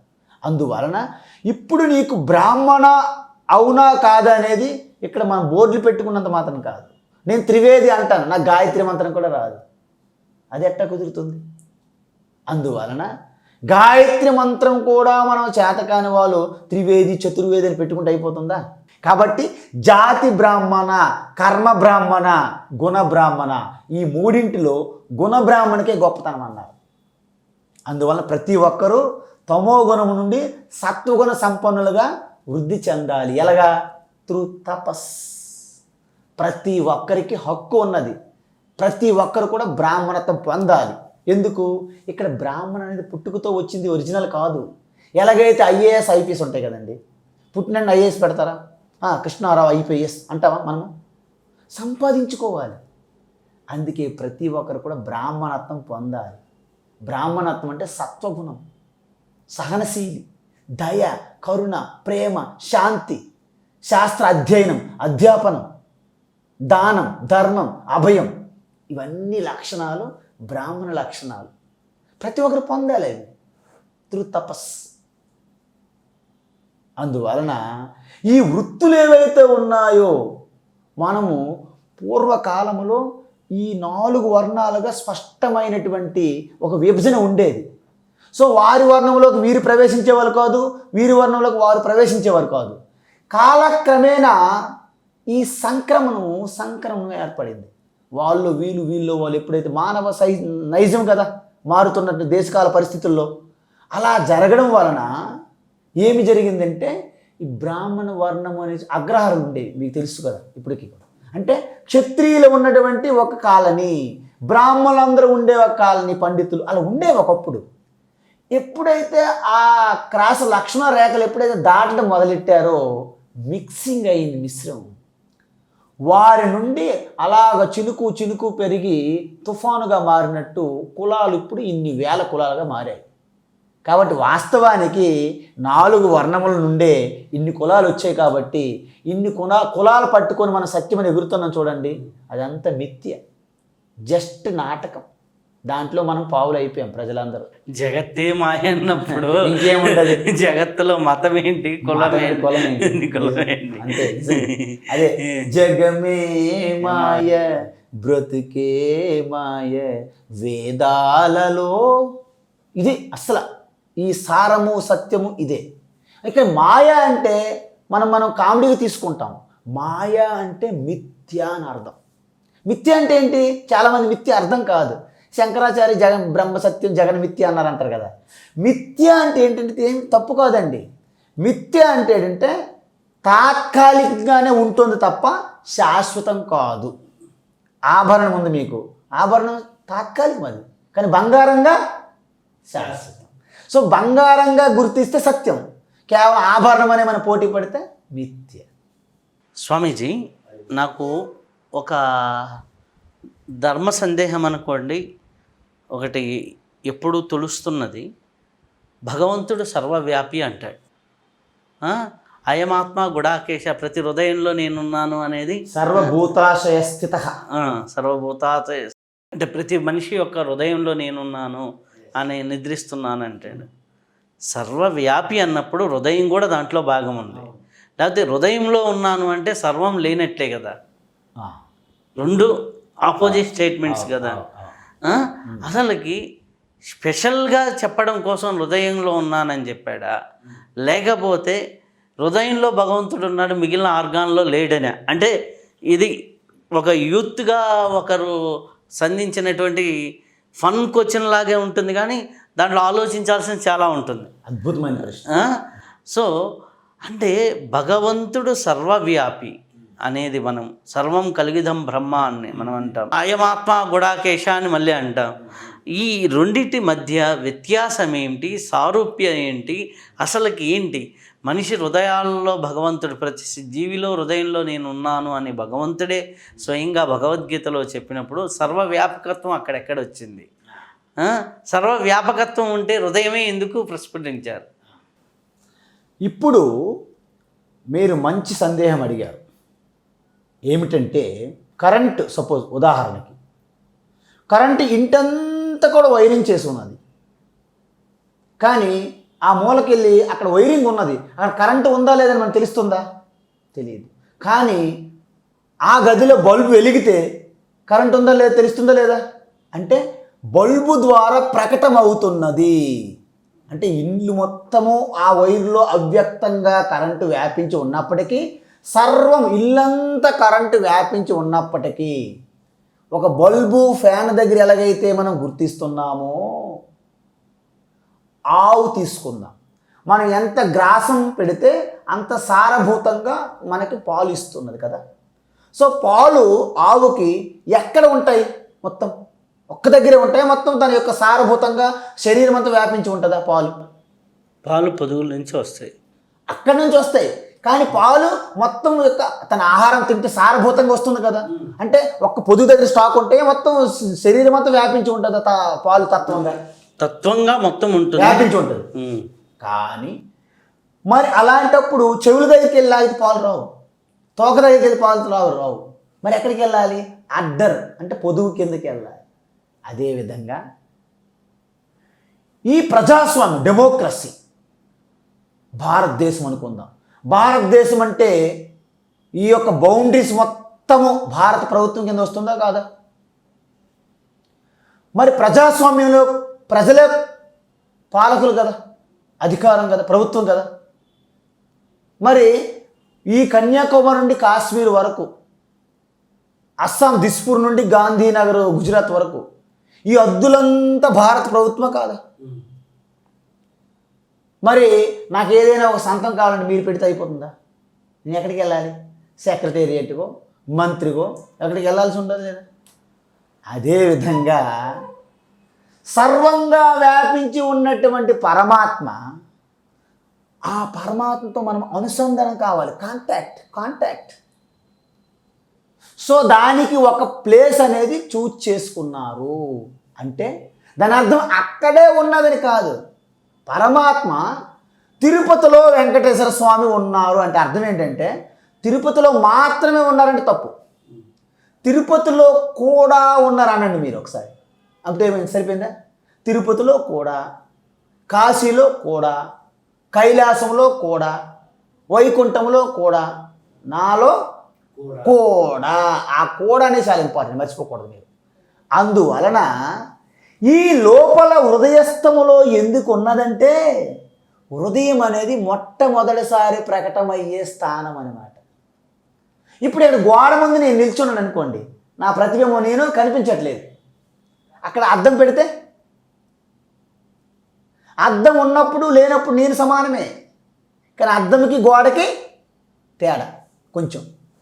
అదేవిధంగా ఇక్కడ ప్రకటమవడానికి ఈశ్వర, హృదయస్థంలో ప్రకటమయ్యడానికి ఈశ్వర తేడా ఉందన్నమాట. అంటే ఆ ఫైనెస్ట్ పార్టికల్. చర్మం కంటే ఇంద్రియముల సూక్ష్మము, ఈ శరీరం కంటే ఇంద్రియ సూక్ష్మతత్వము, ఇంద్రియముల కంటే మనస్సు సూక్ష్మము, మనస్సు కంటే హృదయం. అందుకే హృదయము అత్యంత పవిత్రంగా ఉంటుంది. ప్రేమ ఉంటుంది ఇక్కడ, అసూయ జలస్ ఇక్కడ ఉంటాయి, అహంకారం ఎక్కడ ఉంటుంది, కరుణ ఇక్కడ ఉంటుంది, అశాంతి గందరగోళం ఎక్కడ ఉంటాయి, పరమశాంతి ఎక్కడ ఉంటుంది. అందుకే పవిత్రమైనటువంటి హృదయమే ఈశ్వరుని దేవాలయం అంటారు, విన్నారు కదా. అందువలన ఈ లోపల ఉన్నటువంటి పరమాత్మ, లోపలంటే లోపలనే కాదండి, నేను ముందే చెప్పాను. ఒక కుండ తీసుకున్నాను అనుకోండి, కుండ లోపల ఖాళీ ఉందా? దాన్ని ఏమంటారు? ఆకాశమేనా ఖాళీ ప్రదేశాన్ని? ఇంతకీ కుండ లోపల ఉందా బయట ఉందా చెప్పండి మీరు నాకు. వాస్తవానికి కుండ ఎక్కడ ఉంది? ఆకాశంలో. అందువలన ఇది కుండ లాంటిది, బయట లోపల అంతః బహిశ్చ వ్యాప్య నారాయణ అదివేనండి స్థిత.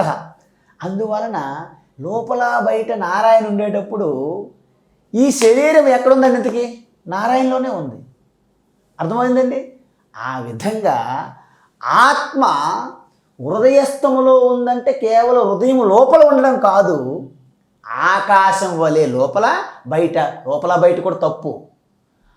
ఆత్మలోనే శరీరం ఉన్నది, ఆత్మలోనే ఇంద్రియములు ఉన్నాయి, ఆత్మ లోపల మనస్సు, ఆత్మ లోపల బుద్ధి, ఆత్మ లోపల హృదయం ఉన్నది.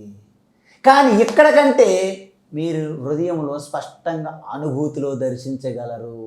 ఎందుకంటే సముద్ర తీరంలో ఘోష ఎక్కువ, అంతర్భాగంలోకి వెళ్తే ప్రశాంతత. ఈ గందరగోళాలన్నీ విడిచిపెడితే మీ లోపల ఉన్నట్టు ఇన్నర్ వాయిస్, అనాహత శబ్దం అంటారు, అది మీకు వినిపిస్తుంది. పర పశ్యంతి మధ్యమ వైఖరి. లలిత శాసనంలో ఉన్నాయి ఇవన్నీ, మనం ఇవి చూడం కదా. అందుకే లలిత శాసనంలో ఏం చెప్పారు?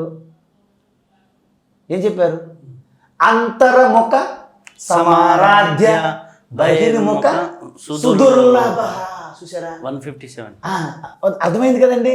మీకు ఆల్రెడీ మంచి శాస్త్రం కొంచెం టచ్ ఉంది కాబట్టి నాకు చెప్పడం తేలిక. అందువల్ల అంతర్ముఖంలోకి పరమాత్మ దర్శిస్తావు, బయట కష్టమండి. అందుకే బయట సైంటిస్టులు ఎంతవరకు వెళ్తారు? వాళ్ళకి అంతం లేదు. ఒకటి ఆవిష్కరిస్తారు, మరి పచ్చమంతా ఇంకొక ఇది తప్పు అంటారు. ఆధ్యాత్మిక శాస్త్రవేత్తలు ఏంటి? లోపల ల్యాబొరేటరీ అనమాట. అందుకే మాకు మన ఋషులకి ఆధ్యాత్మిక శాస్త్రవేత్తలు అంటారు, స్పిరిచువల్ సైంటిస్టులు. మరి వాళ్ళేంటి? ఐన్స్టీన్ లాంటి వాళ్ళేంటి?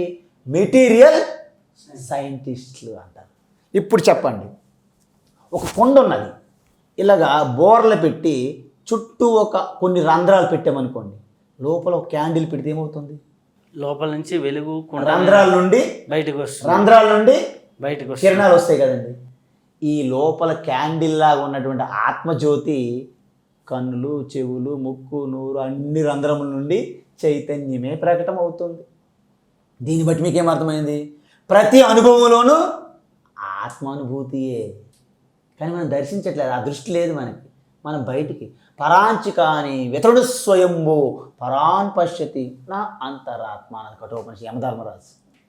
అందువలన మీరు అంటున్నట్టు కేవలం హృదయస్థములో నీకు దర్శనం కావడానికి సులభతరం అని చెప్పారు తప్ప అక్కడే పరమాత్మని కాదు. పరమాత్మ నిర్గుణ స్వరూపము, అవ్యక్త స్వరూపము, అసంగ స్వరూపం అని చెప్పారు. ఆకాశములో ఎలాగైతే వాయువు తిరుగుతున్నదో, మంచి వాసన, సుగంధము, దుర్గంధము వెళ్ళిన ఆకాశంకి ఏమైనా అంటుతుందా? అంటదు. అలాగే అసంగ స్వరూపంగా ఉంటుంది. అందుకే ఆత్మ సర్వవ్యాపి, స్వతంత్రం. ఆత్మ సమక్షములో శరీరము, ఇంద్రియములు, మనసు, బుద్ధి చేతనతత్వం పొందుతున్నాయి. అందువలన శరీరంలో కానీ, ఇంద్రియములో కానీ, మనస్సులో కానీ, బుద్ధిలో కానీ ఎటువంటి వికారాలు చెందిన ఆత్మకి సంబంధము లేదు. కానీ శరీరం నాశనం అయిపోయినప్పటికీ ఆత్మకి ఎటువంటి నాశనం జరగదు. కానీ మిగిలి ఉన్న ఆత్మ అనుభూతికి నాకు రావడం లేదని మీ ప్రశ్న. ఎందుకంటే దానికి ఒక మీడియం ఉంటే కానీ ప్రకటన అవ్వదు. అవ్యక్త స్వరూపం కావాలి. అందువలన ఆత్మ అంటే దాని పేరే పరమాత్మ. ఈశ్వర భావంతో ఉంటే దాని పేరు పరమాత్మ. మన లోపలగా మనం దర్శించుకుంటే ఆత్మ. అంటే ఒక కుండ లోపల చూస్తే ఘటాకాశము, బయట ఆకాశం మహాకాశంలాగా అంత ఆకాశమే. ఆకాశం ఎప్పుడు విడిపోయి ఉండదు, కానీ మన భ్రమ. ఆ విధంగా ఆత్మీయ పరమాత్మ అహం బ్రహ్మాస్మి, శివోహం శివోహం అంతా ఒకటే అర్థం. అది నిత్యము, శాశ్వతము, సర్వవ్యాపి. అది భగవద్గీత, అదే ఉపనిషత్తులు, అదే ప్రతి జీవి యొక్క, ప్రతి మనిషి యొక్క జీవిత లక్ష్యం. ఆ ఆత్మస్వరూప స్థితియే సంపూర్ణ భద్రత, సంపూర్ణ ఆనందం, సంపూర్ణ శాంతి. ఈ మూడింటి కోసము ఆత్మలో అనంతంగా ఉన్నాయి, కానీ మనం బయట వెతుకుతున్నాం కాబట్టి మనకి ఎప్పుడు పూర్తిగా భద్రత ఉండదు. పూర్తి ఆనందం మీకు ఎప్పుడు కరువు అవుతుంది. పూర్తి శాంతి ఎందుకు? ఇక్కడ ఉన్నదాన్ని అక్కడ వెతుకుతున్నాం. ఇది ఎలాంటిదంటే, ఒక ముసలమ్మ తన పాకలో ఒక చిన్న సూది పడిపోయింది. అక్కడ చీకటిగా ఉందని బయటకు వచ్చి వీధి దీపాల వద్ద సూది వెతుకుతున్నది. ఎప్పుడు దొరుకుతుంది సూది? ఎప్పటికీ దొరకదు. మొన్న పుష్కరాల్లో ఒక పండితుడు స్నానం చేస్తూ ఉంగరం పడిపోయిందంట. అక్కడ ఉంగరం పడిపోయింది. చాలా జనం ఎక్కువ ఉన్నారు. చూశాడు, అంత దూరంలో ఇంకొక రేవు ఉన్నది, అక్కడ తక్కువ మంది ఉన్నారు. అక్కడికి వెళ్ళి వెతుకుతున్నాడట ఉంగరం. ఎప్పుడు దొరుకుతుంది? అలాగా మన ఆత్మస్వరూప తత్వం. మీరు కళ్ళు మూసుకుంటే ఆత్మారామ, కళ్ళు తెరిస్తే కోదండరామ. ఇది గమనించట్లేదు. ఆ రామ వేరు, ఈ రామ వేరు, ఈ రామేశ్వరం రాముడికి సంబంధం లేదు. అనేక పిచ్చి ప్రాలాపనలు మనం ప్రారంభించుకుంటాను, డిబేట్లు పెట్టుకుంటాను. అందువలన కేవలము ఈ సనాతన ధర్మం మాత్రమే యూనివర్సల్ ప్రేమ, యూనివర్సల్ శాంతి. మిగతావన్నీ కూడా సంకుచితమైన భావాలు, పరిచ్ఛిన్న భావాలు. అందుకే వసుదైవ కుటుంబకం అన్నారు మనకి. ఎందుకు? అయం నిజోపరో వేతి గణనాలగు చేతసాం ఉదార చరితానాంతో వసుదైవ కుటుంబకం. మనది ఈ విశ్వం అంతా మన ఫ్యామిలీ, పరివారంలో ఎప్పుడు ప్రేమ ఉంటుంది. కానీ మిగతా విశ్వాసాల నమ్మకాల్లో ఈ ప్రపంచం విశ్వం అంతా వాళ్ళకి మార్కెట్ స్థలం లాంటిది. మార్కెట్లో వ్యాపారం ఉంటుంది తప్ప ప్రేమ ఉండదు, నటన ఉంటుంది. అందుకే నటిస్తున్నారు. మనం ప్రకృతిని ఎప్పుడు పూజించాం. ఎందుకు? ఈ ప్రకృతి సాక్షాత్ జగజ్జనని పార్వతి మనకి. అందుకే సనాతన ధర్మంలో ప్రకృతిలో ప్రతి అణువు, ప్రతి ప్రాణికి కూడా అహింస భావంతో ఉంటాము. ప్రతి ఒక్కదాన్ని కూడా పూజ యోగ్యత ఉంటుంది. కానీ వారు ఈ సమాజంలో ప్రకృతిని వేరుగా చూస్తారు. అందుకే ప్రకృతిని మేము జయిస్తాం అంటారు వాళ్ళు. మన ప్రకృతి మనము పూజిస్తాం. అందువలన ఈ యొక్క గ్లోబల్ వార్మింగు, ఈ ఓజోన్ పొర రంధ్రం పడింది, ఈ క్లైమేట్ చేంజ్లు, ఇవన్నీ వాళ్ళ వల్ల జరిగాయి. ఎందుకు? ప్రకృతిని నాశనం చేసి పెట్టారు. ప్రకృతి ఇప్పుడు పూజించట్లేదు. మనకు ప్రకృతి సాక్షాత్ జగజ్జనని పార్వతి ప్రకృతి. మనకి యావత్ సృష్టి అంతా ఒక్కటే కలిసి ఉంది. ఏంటి? శివశక్తిమయం జగత్. కాళిదాస రఘువంశములో మొట్టమొదటి ప్రార్థన శ్లోకం వాగర్త వివ సంపృక్తౌ వాగర్త ప్రతిపత్తయే జగత పితరౌ వందే పార్వతీ పరమేశ్వరౌ. మాట దాని యొక్క అర్థం ఎలాగైతే విడదీయలేమో, యావత్ సృష్టి అంతా జగజ్జని పార్వతీ శివ కలయిక. అందుకే దాన్ని మనము ఒక అర్ధనారీశ్వర తత్వంగా మనం ప్రెజెంటేషన్ చేస్తున్నాం. అంటే అర్ధనారీశ్వరు ఎక్కడో లేరు, ఇదే అర్ధనారీశ్వరు. దీని లోపల ఉన్నటువంటి శుద్ధ చైతన్యం పరమాత్మ శివ. యావత్ బుద్ధి, మనస్సు, ఇంద్రియములు, శరీరం అంతా కూడా పార్వతి ప్రకృతి. ప్రకృతిలో మార్పులు వస్తున్నాయి, శుద్ధ చైతన్యంలో మార్పు లేదు. అందుకే శివునికి తల్లిదండ్రులు ఉండరు. శివపురాణం మీరు చూడండి, పార్వతికి తల్లిదండ్రులు చూపెడతారు. ఎప్పుడు చూసిపెట్టినా శివుని యొక్క తల్లిదండ్రులు చూపెడితే ఎక్కడ చూపెడతారు? ఆయన తల్లిదండ్రులు ఉంటేగా. ఆదియోగి. కాబట్టి ఈ తత్వం తెలుసుకుంటే మీరు రూపములో ఉన్న శివుని కూడా ఆరాధిస్తారు. అనేక రూపం రుద్రములు ఉంటుంది. వంచతే పరివంచతే, దొంగడు, మంచోడు, చెడ్డోడు, రాళ్ళు, రప్పులు మొత్తం యావత్తు అంతా రుద్రుడే. రుద్రుడి కంటే వేరేం లేదు. ఆ విశ్వరూపం. తర్వాత రూపము లేని చిదానంద రూప శివోహం శివోహం. 3 రకాల్లో కూడా మీరు ఆనందిస్తారు. శివుణ్ణి రూపంగా పూజిస్తారు, జగత్తంతా శివమయంగా పూజిస్తారు. అసలు జగత్తు ఆ చైతన్య స్వరూపంగా నాలో ఉన్న శాంతం శివం అద్వైతం. మాండూకోపనిషత్. చిదానంద రూప అహం నిర్వికల్పో నిరాకార రూప విభుర్వ్యాప్య సర్వత్ర సర్వేంద్రియాణం సదా మే సమత్వం న మోక్తేర్న బంధః చిదానంద రూప శివోహం శివోహం. నా మృత్యుర్న శంకా న మే జాతి భేద పితా నైవ మే నైవ మాతా న జన్మ న బంధు న మిత్రం గురు నైవ శిష్య. చిదానంద రూప శివోహం శివోహం. గురువు లేదు, శిష్య లేదు, తల్లి లేదు, తండ్రి లేదు, బంధువు లేదు, మిత్రుడు లేదు, జన్మ లేదు, మృత్యువు లేదు. మరి ఏం మిగిలింది? కేవల అహం. అహం శుద్ధమైనటువంటి నేను మిగిలిపోతుంది. దాని తప్ప ఇంకేముండదు. నేను ఉన్న అహమస్మి. అందుకే రమణ మహర్షి ఏం చెప్పారు? హృదయ కుహర మధ్యే. అంత వ్యాపించి ఉన్నప్పటికీ ఇక్కడ మనం దొరికే ప్లేస్ తొందరగా అంత ఉన్నప్పటికీ హృదయ కుహర మధ్యే కేవల బ్రహ్మ మాత్రం అహం అహం ఇది సాక్షాత్ ఆత్మరూపేణ భాతి. రమణ గీతలో వస్తుంది. సో ఇది అత్యంత నిరంతరం నీ అనుభూతిలో ఉన్నది. కానీ దాన్ని మనం పట్టించి బయట వెతుకుతున్నాం. నీకు ఎప్పుడు ఎండమావుల్లో నీరు వెతికినట్టు అవుతుంది.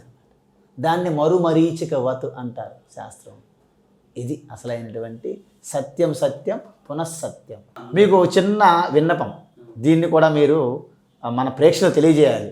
నిరవి టీవీ ప్రేక్షకులకు ముఖ్యంగా నేను తెలియజేస్తున్నది ఏంటంటే, నేను అనగా స్వామి స్థితప్రజ్ఞానంద సరస్వతి, ఉత్తరకాశి ఆదిశంకర బ్రహ్మ విద్యాపీఠము, అదేవిధంగా దయానంద ఆశ్రమం ఋషికేశ్ ఆర్ష విద్య గురుకులము, అదేవిధంగా సాందీపిని సాధనాలయ ముంబై చిన్మయ మిషన్, ఈ 3 నేను అధ్యయనం చేసి మహామహోపాధ్యాయ స్వామి తత్వవిధానంద సరస్వతి వారు మా గురుదేవులు, వారి దగ్గర సన్యాసం తీసుకొని నేను భగవద్గీత అంటే గడప గడపకి గీతా జ్ఞానం ప్రచారమే ధ్యేయంగా సనాతన సింధు సత్సంగ్ ట్రస్ట్ ద్వారా గీతా ప్రచారం చేస్తున్నాము. అదేవిధంగా కువైట్లో కూడా మన తాలూకు వారు ఉన్నారు. మనవారు గత 26 సంవత్సరముల నుండి శ్రీకృష్ణ చైతన్య సేవా సత్సంగ కమిటీ ద్వారా అద్భుతమైనటువంటి గీతా ప్రచారం చేస్తున్నారు కువైట్లోను, ఆ గల్ఫ్ కంట్రీస్లో. వారు మన యొక్క తెలంగాణ, ఆంధ్రప్రదేశ్ రాష్ట్రాల్లో కూడా అనేక దేవాలయాలకి ఒక ఆర్థిక సహాయం చేస్తున్నారు. రామాలయం కానీ కృష్ణాలయం కట్టడానికి. ఆ కమిటీకి ముఖ్యమైనటువంటి వ్యక్తులు వజ్రశేఖర్ రెడ్డి గారు, శంకర్ రెడ్డి గారు, అదేవిధంగా నారాయణ రాజు, చెంగయ్య ఇలాంటి వారు ఆ కమిటీలో చాలా మంచి బాధ్యత నిర్వర్తిస్తున్నారు. సో అదేవిధంగా కువైట్, ఖత్తర్లో ఎలాగైతే గీత సత్సంగ కమిటీలు ఎలాగైతే జరుగుతున్నాయో, మన తెలంగాణ, ఆంధ్రప్రదేశ్లో కూడా ప్రతి కాలనీకి, ప్రతి గ్రామంలో కూడాను ఈ భగవద్గీత ప్రచార కమిటీలు మీరు ఏర్పాటు చేసుకోవాలని, మీకు ఎటువంటి భగవద్గీత పైన ఎటువంటి సందేహాలు, సంశయాలు ఉంటే మమ్మల్ని మీరు సంప్రదిస్తే మేము స్వయంగా మీ వద్దకు వచ్చి భగవద్గీత ప్రచారంలో మరింత మీకు సహాయంగా ఉంటామని మీ అందరికీ తెలియజేస్తున్నాను. కాబట్టి సనాతన సింధు సత్సంగ ట్రస్ట్, దానికి వెబ్సైట్ కూడా ఉంది, www.geetavision.com. భగవద్గీత అంటే గీతా విజన్ వెబ్సైట్ ఉంది, గీతా విజన్ యూట్యూబ్ ఛానల్ ఉంది. అదేవిధంగా మన యొక్క రవిశాస్త్రి గారు కూడా దీనికి కొంత కోఆపరేట్ చేస్తున్నారు. సో వారు మేము మనందరం కలిసి, ఎందుకంటే ఈ యొక్క సనాతన ధర్మం అనేది ఒక కుటుంబం, ఒక ఫ్యామిలీ. కాబట్టి మీ అందరూ కూడాను మరింత శ్రద్ధాభక్తితో ముందుకొచ్చి భగవద్గీత ప్రచారం చెయ్యాలి. ఎందుకంటే ఈరోజు మీకు తెలుసు, atom bomb scientist, father of atom bomb Robert Oppenheimer Bhagavad Gita ప్రారంభంతోనే ఆయన చేశారు ఆటం బాంబు ఆవిష్కరణ. ఈ మధ్యన నిన్న కాక మొన్న వచ్చిన న్యూస్, సునీత విలియమ్స్ భగవద్గీత తన వద్దన ఉండడం వల్లనే ఆవిడ స్పేస్ కూడా నాకు ఒక చిన్న, నా పాదం కింద చిన్న డాట్ అయిపోయిందని ఆవిడ చెప్పారు. అది భగవద్గీత యొక్క గొప్పతనము, భగవద్గీత అందించినటువంటి శక్తి, సామర్థ్యం. కాబట్టి భగవద్గీత ప్రచారంలో మీరందరూ కూడా మీ స్వధర్మంగా మీ కర్తవ్యాన్ని నిర్వర్తించాలని, అదేవిధంగా ఆ భగవద్గీత తత్వంతో మీరందరూ కూడా శ్రీకృష్ణు వలె లీలలు చేయాలని ప్రార్థిస్తూ హరి ఓం తత్సత్. సర్వం కృష్ణార్పణమస్తు. చాలా చాలా సంతోషం స్వామీజీ. చాలా అద్భుతమైన విషయాలని తెలుసుకున్నాం మీ వల్ల. ఇప్పటి వరకు ప్రేక్షకులు కూడా చాలా అద్భుతమైనటువంటి జ్ఞానాన్ని పొందారు. ఈ యొక్క జ్ఞానాన్ని మననం చేసుకుంటూ నిత్యం కూడా సాధనలో వెళ్తే ఉపాసనా మార్గంలో ప్రతి ఒక్కరు కూడా తరించవచ్చు. కాబట్టి అందరూ కూడా సాధన సేవా మార్గాల్లో ముందుకు వెళ్ళాలని కోరుకుంటూ, స్వామివారు ఎలా కలవాలో కూడా వారి యొక్క అడ్రస్, వారి డీటెయిల్స్ ఇచ్చారు. కాబట్టి వారిని రీచ్ అవ్వాలనుకున్న వాళ్ళు రీచ్ అవ్వచ్చు కూడా. కాబట్టి దానికి స్పెషల్గా మాకు ఫోన్ చేయాల్సిన అవసరం లేకుండా వారే చెప్పేశారు. కాబట్టి చాలా అద్భుతం. చాలా చాలా అద్భుతమైన జ్ఞానాన్ని ఈరోజు తెలుసుకున్నాం. మరొక్కసారి మరొక్క విశిష్ట అతిథితో కలుసుకుందాం. లోకా సమస్త సుఖినో భవంతు.